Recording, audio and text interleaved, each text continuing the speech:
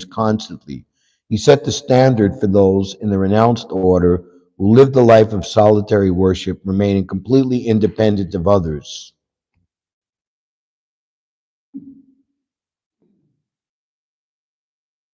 Sri Chaitanya Mahaprabhu's,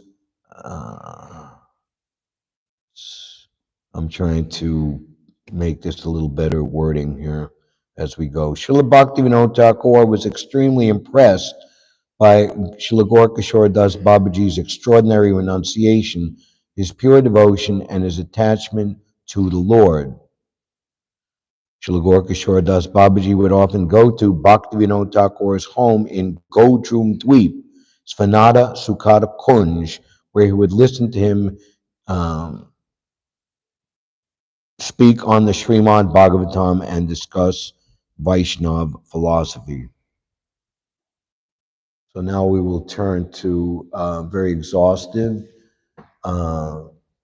trilogy book by His Holiness Bhakti Vikash Maharaj, describing the glories of Srila Bhakti Siddhanta Saraswati Thakur. And here is a very nice description of what is very, very important for all of us, the meeting of Srila Kishore Das Babaji and Srila Bhakti Siddhanta Saraswati Thakur.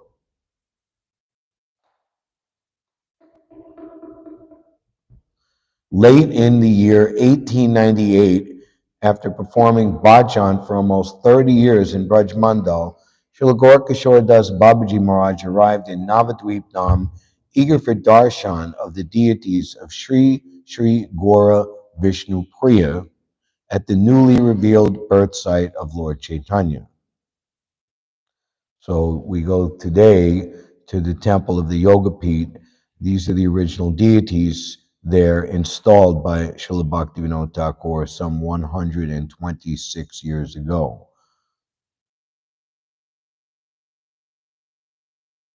Babaji Maharaj was a bhajananandi, preferring to live in a holy place to concentrate on chanting rather than going out into the world to establish temples and recruit followers.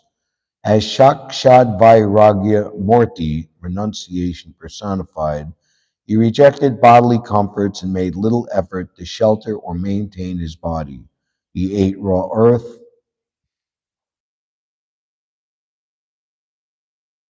uncooked rice, and other items generally considered inedible. He shunned company, had no patience with pretenders posing as devotees, and ignored those who were vituperated, fancy word, who had no patience with pretenders posing as devotees. Okay. Ignored or virutapated those who approached him. He cared not for any residence. In Navadvip, he lived for some time under a detachable wicker awning of a country boat and for several months in a latrine. His possessions were practically nil. Sometimes he donned cloth taken from dead bodies at the burning ghat, and at other times went naked. He had no interest apart from chanting the holy names continuously and associating with a few devotees he recognized as genuine. Toward the end of 1898, at Srila Bhaktivinoda Thakur's newly constructed house in Svanada Sukhada Kunj, Sri Siddhanta Saraswati had his first darshan of Babaji Maharaj, who arrived there wearing a tiger skin cap and carrying a basket containing puja paraphernalia, both of which had been given to him by the famed Sri Bhagavan Das Babaji of Kalna. Sri Siddhanta Saraswati became deeply struck upon hearing Babaji Maharaj recite a song articulating Srila Raghunath Das Goswami's feelings in separation for Srimati Radharani. He wrote down those esoteric verses and ensouled them as the essence of his own internal bhajan.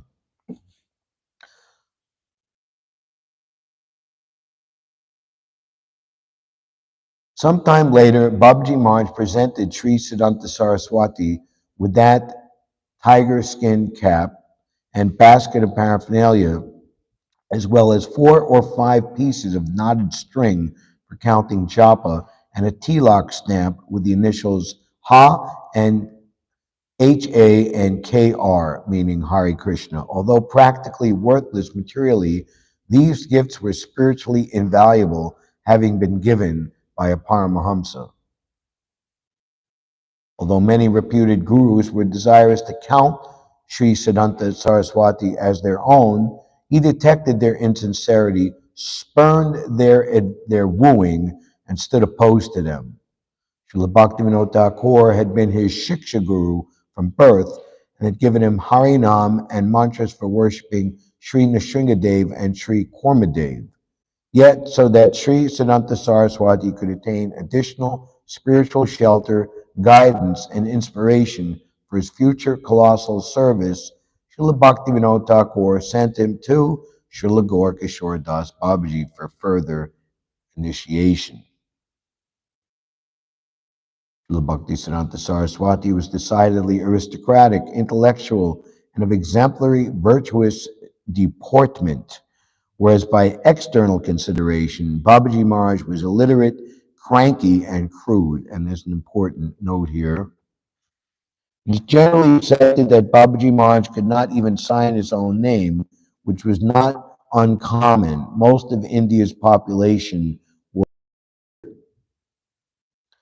Srila Prabhupada commented in the 1970s that the large illiteracy of the Indian village population was actually an advantage because that prevented so many village people from India being indoctrinated with the false scientific idea that life comes from matter or that we evolved from evolution from chimpanzees, whatever the Darwin theory of evolution was, so that India was protected by this illiteracy.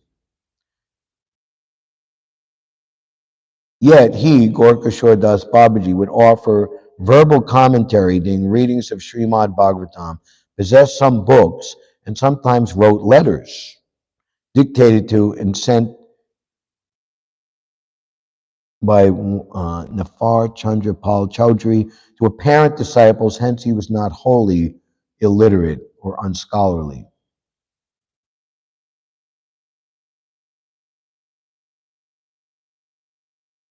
Indeed, he was reputed to vehemently refuse persons who approached him for initiation, even sometimes beating them with an umbrella.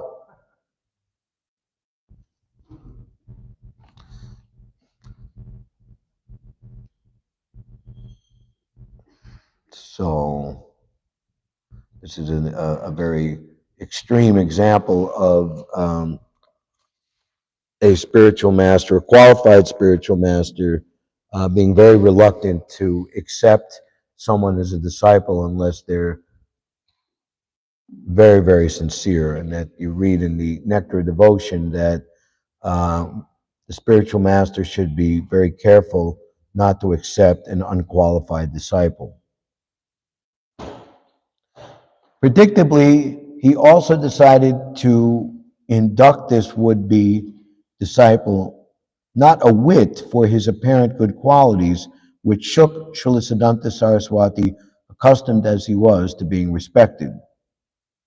Babaji Maharaj told him, "I once accepted a disciple, but he cheated me and went away. So I will not make any more disciples." But Sri Siddhanta Saraswati was not easily discouraged and again begged for mercy. Babaji Maharaj responded, "I will ask Mahaprabhu. If he gives permission, your request will be granted." When after a few days, Sri Siddhanta Saraswati returned and inquired what was Mahaprabhu's order, Babaji Maharaj replied, "I forgot to ask." And when Sri Siddhanta Saraswati came for the third time, he was directly refused. "I asked," Babaji Maharaj said, "but I did not receive the command of Mahaprabhu." Sri Siddhanta Saraswati was devastated.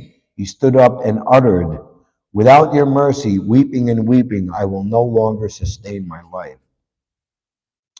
Sri Siddhanta Saraswati resolved that however many times he might be refused, no further would he rotate in the world without gaining Babaji Maharaj's grace. Seeing this young aspirant's genuine desire and commitment, Babaji Maharaj relented. He told Sri Siddhanta Saraswati to bathe in the nearby Saraswati, a tributary to the Ganges, and then return, after which he accepted him as a disciple. This was in January 1900. Sri Siddhanta Saraswati reflected on this incident. When, out of false ego, I was thinking, I am a great scholar of mathematics and philosophy, let any big pundit come at any time, day or night, and I will cut his propositions to pieces. At that time, I got the darshan of the lotus feet of Sri Guru Dev. He ignored everything and was previously he ignored everything that was previously appreciated in me, my truthfulness, my moral and pious life, and my intellectualism, knowing them to be of little value. When I saw that he ignored whatever was good in me, I realized how good he himself must be. Who could neglect so many good qualities in me? What inconceivable wealth he possessed. Being neglected by him, I understood that there was no one more fallen and contemptible than myself. That was my actual identity. The very things that I adjudged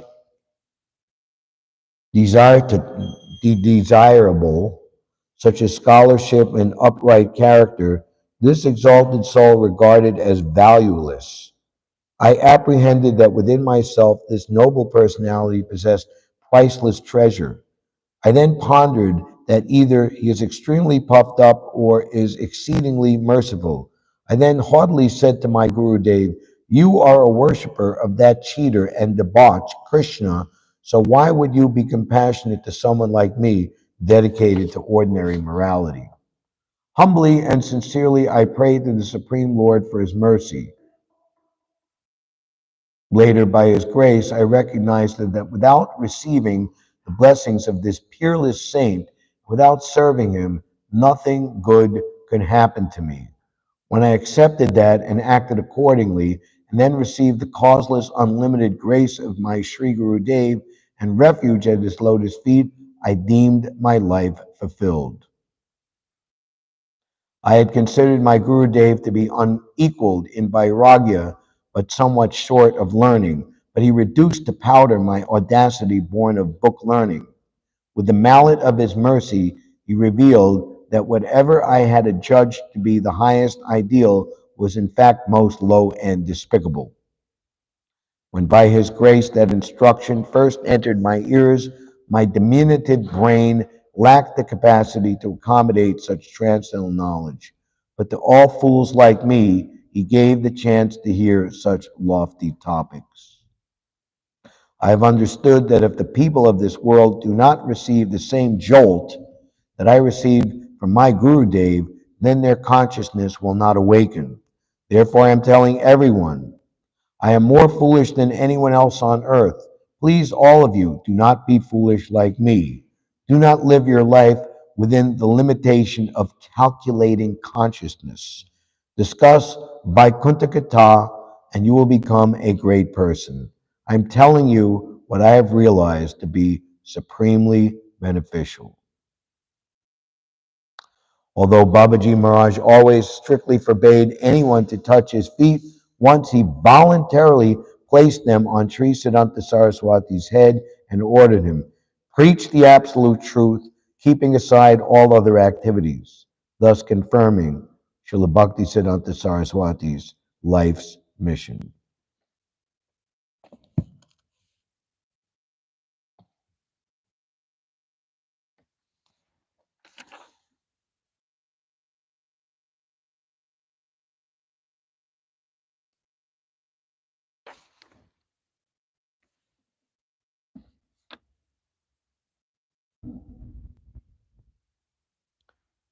So there's more invaluable uh, realization from Srila Bhakti Siddhanta about the glories of his spiritual master. On receiving a jerk of the lotus feet of Sri Gurudev, for the span of 1 year, I lost all sense of this external cosmos. I do not know whether any transcendental agent equal to him as ever appeared in this plane. How may those who are preoccupied with worldly lust, anger, and so on ever know him? I have been busy within this temporal sphere trying to bring sense gratification within the grasp of my hand. I often thought that by obtaining the objects of sensual enjoyment, all my shortcomings would be fulfilled. Certainly, I attained various rarely achieved goals, but my own personal deficiencies were never mitigated. In this material world, I have had the association of very high class, well born people, but noting their multiple inadequacies, I could not offer them praise. Seeing me in such a lamentable condition at such a time of adversity, the most merciful Lord Gaurasunder gave permission to his two dearmost devotees, Srila Bhaktivinoda Thakur and Srila Gaur Kishore Das Babaji, to grant their blessings to me. Because I was always intoxicated with worldly false ego, wanting to be lauded again and again, I was depriving myself of my own true benefit. But due to the influence of pious activities enacted in previous births, I came in contact with Srila Bhaktivinoda Thakur, my spiritual well-wisher. My Prabhu, Srila Gaur Kishore Das Babaji, would often visit Srila Bhaktivinoda Thakur and stay with him. Out of compassion for others, Srila Bhaktivinoda Thakur pointed out my Prabhu, Srila Gaur Kishore Das Babaji, upon seeing whom the extent of my worldly false ego diminished. I knew that all living entities who have taken the human form of life were fallen and low like myself, but by gradually observing the spiritual fiber of my master, I realized that only a Vaishnava could reside on this mortal plane and be of exemplary character. My Gurudev mercifully told me, reject your knowledge, purity, and aristocracy and come close to me. Don't go anywhere else. Whatever you require, as many rooms, houses, palaces, and mansions, as much scholarship, skills, self control, and renunciation you will get. Simply come close to me. Let there be a house, let there be an entrance, let there be learning. Do not be enamored by this type of thinking. Do not consider as necessities that which ordinary people accept as such. I was a fearsome debater, but with great kindness, my Gurudev kicked out my pride in debating. Even in unlimited millions of lifetimes, I will not be able to find the limit of his compassion, nor will anyone else be able to do so. Although I am unfit, he recognized me as his servant, thus fulfilling my cherished desire by which I may live forever. Later on, when I met my preceptor, his deeds and actions gave me entire satisfaction as to mastering the subject I was so earnestly searching for. I became a practical man in associating myself with this great master of devotional atmosphere for the day I actually met him. It was by providential dispensation that I was able to fully understand the language and practical side of devotion after I had met that practicing master and on my full submission unto him. No education could have prepared me for the good fortune of understanding my master's attitude. He is free and adept in all movements regarding the teachings of Sri Chaitanya and Srimad Bhagavatam. Before I met him, my impression was that the writings of the devotional school cannot be fully realized in a practical life in this world. My study of the Master and then the study of the books, along with the explanation of Thakur Bhaktivinoda, gave me ample facility to advance toward the true spiritual life. Before I met my Master, I had not written anything about real religion. Up to that time, my idea of religion was confined to books and to strict ethical life. But that sort of life was found imperfect unless I came in touch with the practical side of things. The narration continues. Continuing to discharge responsibilities at the Yoga Pit, Sri Siddhanta Saraswati did not physically associate much further with his spiritual master, but occasionally he crossed the Ganges to have darshan of his Gurudev and was always connected with him on the transcendental platform of service.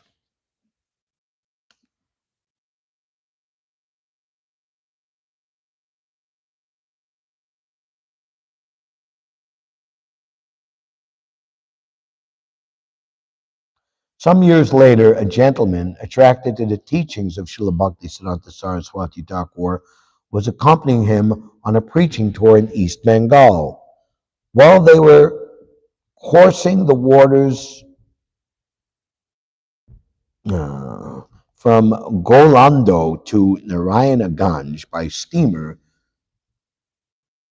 he asked, "As a ghosty and Nandi, your whole way of life and outlook is quite different from that of your Guru Maharaj, who was a Bhajan Anandi." Srila Saraswati Thakur excitedly replied, "There is no disparity whatsoever in our purpose and intent." Indicating the clanking and whirling of the boat's engine, he explained that the moving parts were dependent on the battery, which, although small, silent, unmoving, and unseen, was the source of power for the whole operation. Similarly, he continued,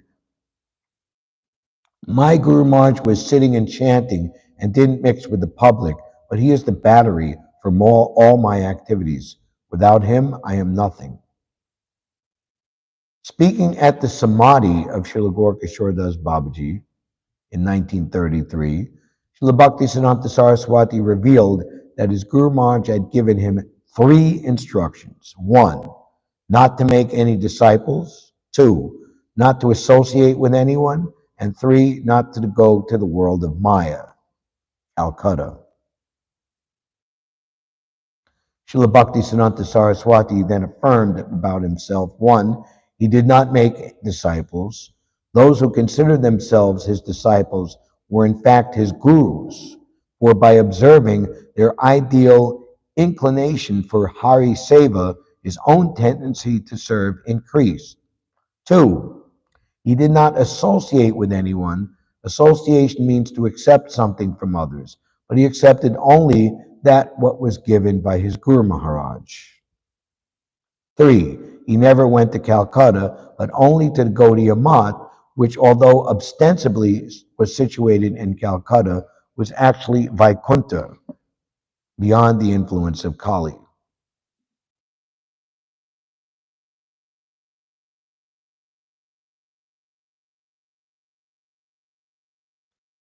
Srila Bhaktisiddhanta Saraswati also likened his apparent disobedience to that of Ramanujacharya, which famously delivered unlimited persons by supposedly transgressing his guru's order. I was given the mantra Om Namo Narayana, and it's confidential. You'll be liberated. Anyone who hears it will be liberated, but this is just for you. But he thought to himself, well, if everyone, so he went to the rooftop and is shouting Om Namo Narayan, and he's seemingly being chastised by his spiritual master. Then he reveals why he did it, and his spiritual master recognized it was a test to show the greatness of Ramanujacharya.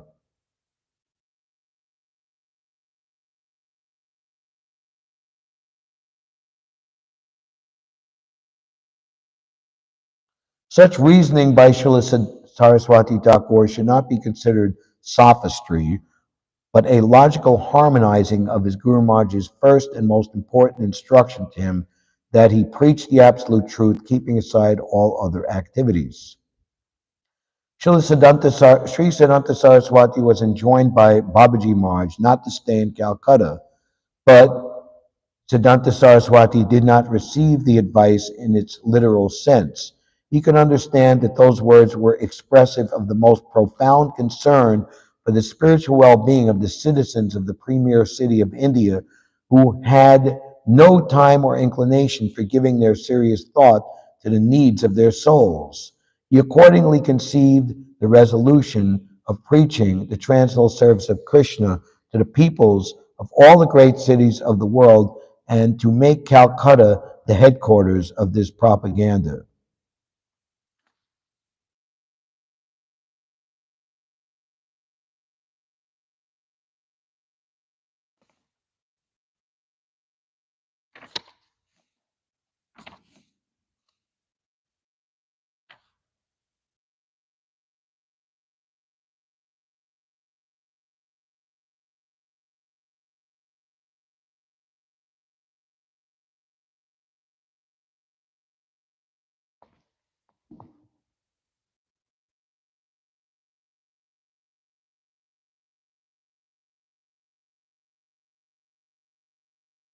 So there's some other pastimes here, but for the sake of keeping in time, we will read the disappearance pastime.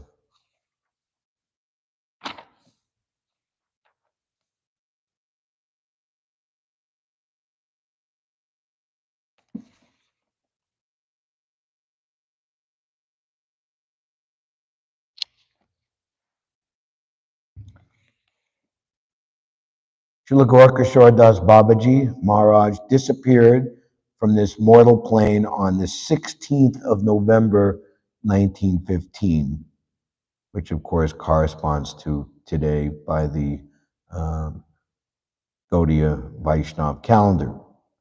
Several heads of temples had been awaiting his departure in hope of situating his samadhi in their individual mats to attract pilgrims and thereby increase their own prestige and monetary income. Thus, the competition generated by his passing was intense and nasty. A young man named Umapati described the scene. So this Umapati later became Kunja Bihari, who became a very important disciple of Srila Bhaktisiddhanta Saraswati, helping him to practically organize properties and legal concerns for the Gaudiya Math enterprise throughout India. So this is his description of the scene. After Babaji Maharaj's departure, there were many opinions and disturbances over who would establish his samadhi. Hiralal Goswami and a few others sent Sri Padmanabh Brahmachari, alias Sri Krishna Chaitanya Das, to Mayapur to get Srila Prabhupada, Bhaktisiddhanta Saraswati, and told me to go with him. As we were crossing the river by ferry boat, we saw Prabhupada coming barefooted and wearing a warm green chadar. With him was Sri Paramananda Brahmachari. It was Chaturmasya, and Prabhupada's hair and beard were long.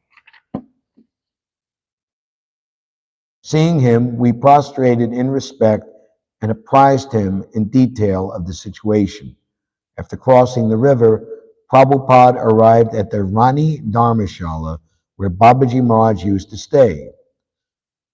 The Mahants of the Akhadas in Navadweep were arguing among themselves about taking Babaji Maharaj's spiritually blissful body for inaugurating his samadhi, because the shrine of such a Siddha Mahatma could be used to raise money. Srila Prabhupada balked their illegitimate attempts. Apprehending a breach of the peace, the Navadweep police inspector arrived. After much argument, Babaji remonstrated. Siddhanta Saraswati is not a renunciate and therefore not eligible to establish a samadhi for a renunciate. So he hadn't accepted the sannyas order of life at this time. This is 1915. That came later in 1918. So these persons are not understanding, of course, the deep internal significance, what to speak of Krishna's desire and Krishna's pleasure, but they're basically citing an external technicality. Prabhupada thunderously retorted, I am the only disciple of Paramahamsa Babaji Maharaj. Even though I am not officially a renunciate, I am a celibate brahmachari.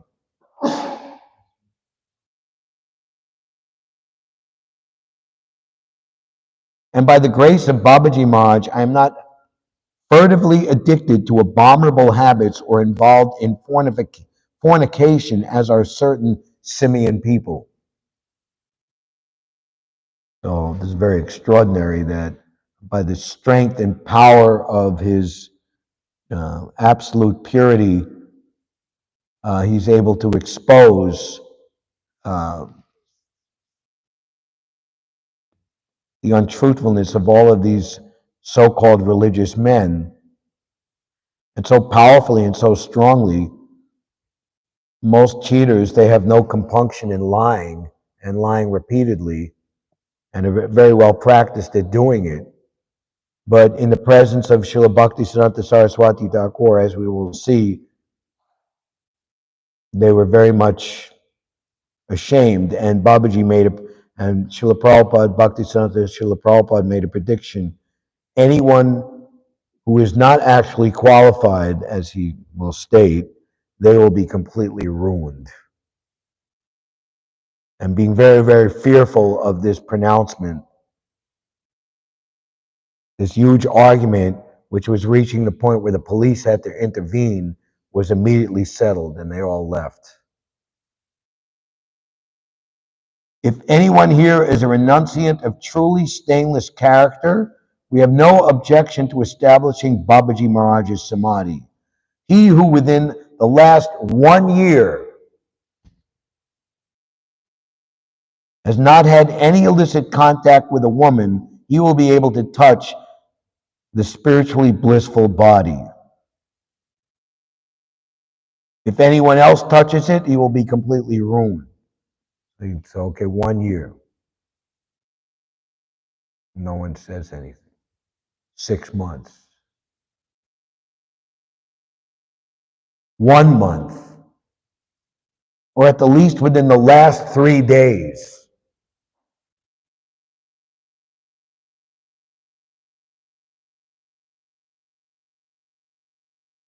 The police inspector asked Bhaktisiddhanta Saraswati how evidence of this could be ascertained.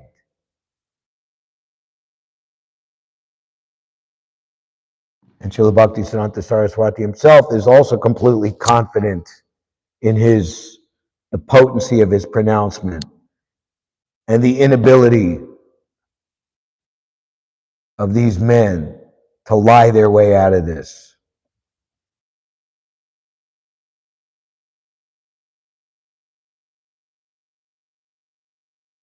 How evidence of this could be ascertained, to which Prabhupada replied that he would accept their word. Go ahead, I dare you to lie.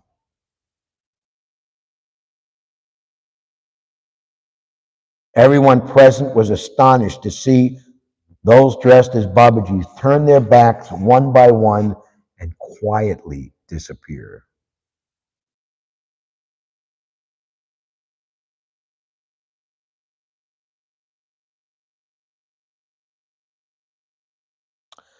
Some 2 to 3 months before his departure, during apparent sickness, Srila Kishore Das Babaji had called Sri Sananta Saraswati from Mayapur and instructed him that his samadhi should be established either in Mayapur or in Gojruma, but if neither of these alternatives were possible, then his body should be dragged by municipal sweepers through the streets of Kulia and finally thrown in the Ganga. But due to pressure from others, Sri Sananta Saraswati was now unable to take the transcendental form of his Guru Maharaj to Mayapur, nor could he accede to those persons reiterating Babaji Maharaj's words that his form be towed in the streets.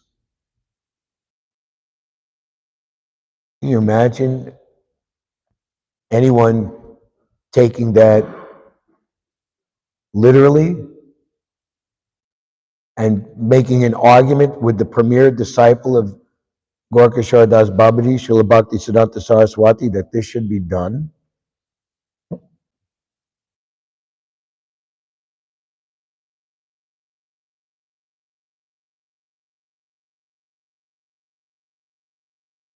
Srila Bhaktisiddhanta could not accede to those persons reiterating Babaji Maharaj's words that his form be towed in the street. In response to their demand, he stated, quote, "My Sri Guru Dev, whom Krishna Chandra himself feels privileged to carry on his head and shoulders, spoke such humble words to destroy the arrogance of non-devotees. Even though we are fools, inexperienced, and offenders, we shall not be averse to comprehending his actual intent." How greatly was Sri Gaurasundar embellished by dancing while holding on his lap the spiritually blissful form of Thakur Hari Das after his passing. In the chapter 6 of the Antya Leela, the Sri Chaitanya Charitamrita, Pradyumna Mishra, instructed by Ramananda Roy, towards the end of the chapter, Krishnadas Kaviraj Goswami describes how Lord Chaitanya, to dismantle the false pride of so-called caste Brahmins and others proud of their knowledge, and those trying to claim a monopoly on Vaishnav leadership, he makes the most important personalities in his movement who were seemingly born outside of the Vedic culture or ostracized out of it, in the case of Rupa and Sanatan, who were, because of their association with the Muslim government, rejected from Brahminical society, made them the Rasacharyas. And the very authority, Prabhupada says, the dean or authority of the chanting of the holy name, the Yuga Dharma. And he describes Haridas Thakur, not that he was an unfortunate birth as a Muslim, but he was pleased to accept his birth in a Muslim family.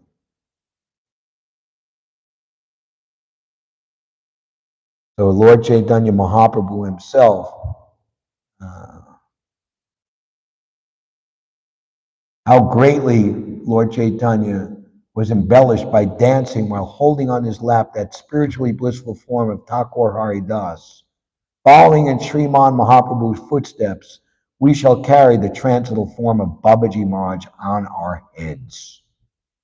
The next day, with his own hands, Sri Sananta Saraswati dug out and shaped the samadhi on a alluvial bank of the Ganga in Kolia, in the vicinity where Babaji Maharaj had performed much bhajan.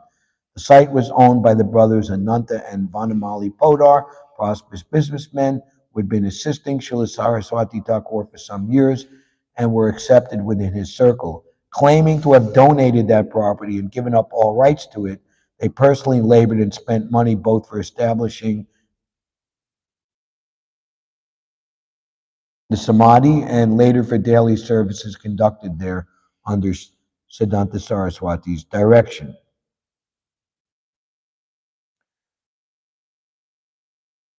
And for a large annual festival.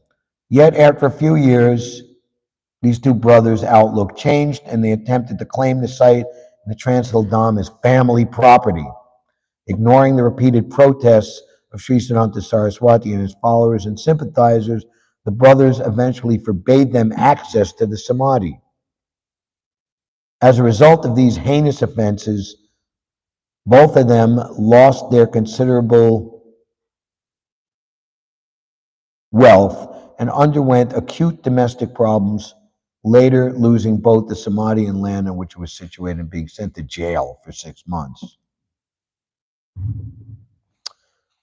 So ultimately, the Samadhi was moved, and those of us who've been to Mayapur, to the Sri Chaitanya Math, very in close proximity to the Samadhi of Srila Bhakti Siddhanta Saraswati Prabhupada himself, is the Samadhi of Srila Gaura Kishore Das Babaji, and a replica of Radhakund and Shamakund are there for each of the samadhis. If someone remembers exactly, I can't recall right now which one was where. Radhakund for, I think, believe Bhaktisiddhanta Saraswati, and Shamakund for Gaura Kishore Das Babaji. And there's even a replica of Govardhan Hill that you can circumambulate in a matter of seconds.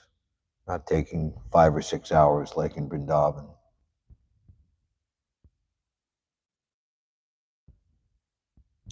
And we'll conclude with the feeling of separation of Srila Bhaktisiddhanta Saraswati. So this is November 1915, and just a little over a year ago, the year before, in June of 1914, his beloved father, Srila Bhaktivinoda Thakur, had passed away. Upon Babaji Maharaj's disappearance, Sri Sananta Saraswati inwardly bemoaned, "Now who will chastise me to make me understand the truth as it is?" Having seen many disturbances arise in the Vaishnava community following the disappearance of Srila Bhaktivinoda Thakur just 16 months before, feeling disappointment and hopelessness and keenly suffering the absence of his two spiritual masters, Sri Sananta Saraswati resolved to keep to himself and desist from speaking to others. Although he had commented on 8 of the 11 verses of Anuvriti, a further elaboration of Srila Bhaktivinoda Thakur's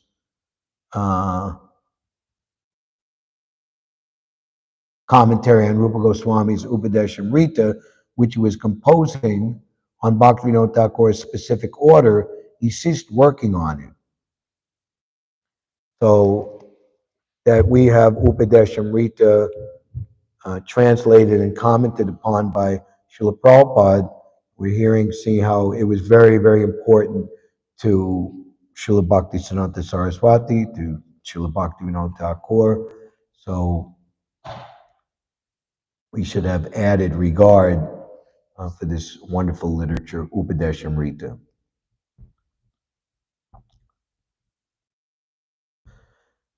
He ceased working on this and he lamented, "To whom will I show my articles and books?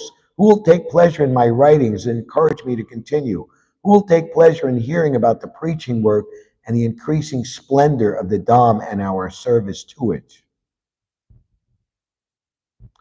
Srila Bhaktivinoda Thakur's service was to reveal the holy Dham, the appearance place of Sri Chaitanya Mahaprabhu, and in disciplic line, Srila Bhaktisiddhanta Saraswati was to develop more and more.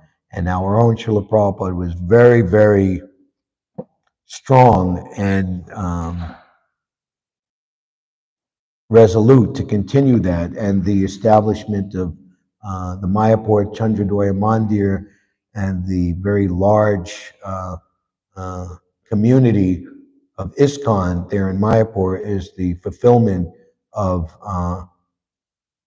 this prediction and desire ultimately from Lord Chaitanya himself that his Dham will expand and become greatly recognized by all peoples of the world. The increased splendor of the Dham and our service to it. Practically foregoing food and sleep, he remained engaged in intense bhajan while wrestling with a dilemma. His heart reverberated with Srila Bhaktivinoda Thakur's order that he not renounce service to Mahaprabhu, and seeing the mass of people spoiling their valuable human life, simply taking birth and then dying without information of or interest in the incomparable gifts offered by Chaitanya Mahaprabhu, Sri Sananta Saraswati was unceasingly contemplating the need to preach. Yet, having experienced the kind of malicious opposition he would have to face for speaking the truth, he was reluctant to return to public life. Then one day, a gust of wind blew before him an extract from Sri Chaitanya Charitamrita, wherein Lord Chaitanya instructed Sanatana Goswami to compose translated literature, renovate forgotten holy places, institute service to Lord Krishna, and propagate Bhakti Ras. Goranam, Goradam, Gorakam, respectively, the transcendental name, abode, and desire of Guara. Taking this as a divine indication, but feeling depressed and incapable, Sri Sananta Saraswati pondered, "I have no public support, nor wealth, learning, or the intelligence required to awaken interest in the populace. How can I convey to the inhospitable world the pure teachings of Sri Chaitanya and establish the manobishta of my gurus? Shortly afterward, one night at the yoga pit, in a dreamlike revelation, he was he saw approaching him from the east the Panchatattva, the six Goswamis of Vrindavan, Srila Jagannath Das Babaji Maharaj, Srila Bhaktivinoda Thakur, Srila Gaura Kishore Das Babaji Maharaj, and numerous other great devotees of Lord Chaitanya. They told him, Saraswati, why are you worrying? Begin the task of establishing Shuddha Bhakti. Distribute Gauravani universally. Expand service to Goranam, Goradam, and Gorakam with unbreached enthusiasm. Broadcast Bhakti Siddhanta. We are eternally with you, ready to help. The support of unlimited people, immeasurable opulence, and boundless scholarship awaits the blessing to serve your mission. All will manifest when required. Come forward with full strength to distribute the message of Mahaprabhu's Prema Dharma throughout the globe. No worldly hindrance or menace will be able to obstruct this undertaking of yours. We are forever with you. The next morning, the few young disciples who had gathered round him saw for the first time in many days his face refulgent in happiness. He related to them the vision he had seen. Before long, he resumed working on the Anuvriti commentary of the Upadeshamrita, and thenceforth his avidity for preaching was fully rekindled and retractable. So this is a very sacred day for us to remember the greatness of Srila Gaura Kishore Das Babaji and strengthen our own faith and understanding of this glorious disciplic succession that we are a part of, and to resolve with all enthusiasm to use everything we have to please them, to serve them, to help them in their mission. Srila Prabhupada is written in the Nectar of Devotion. You can hear Prabhupada's lecturing on Nectar of Devotion at the Radha Damodar Temple in 1972, and his servant is reading the statement, and Prabhupada is commenting, we should never consider ourselves to be great devotees, but we should simply aspire to become instrumental in the hands of the predecessor acharyas, and then and only then can we do something for suffering humanity. Srila Gaura Kishore Das Babaji Maharaj Ki Jai. Hare Krishna. Thank you very much. Would you like to add something, Maharaj? Hare Krishna. Hare Krishna. And there's ample opportunity to chant Hare Krishna today, very nearby, just 5-minute walk.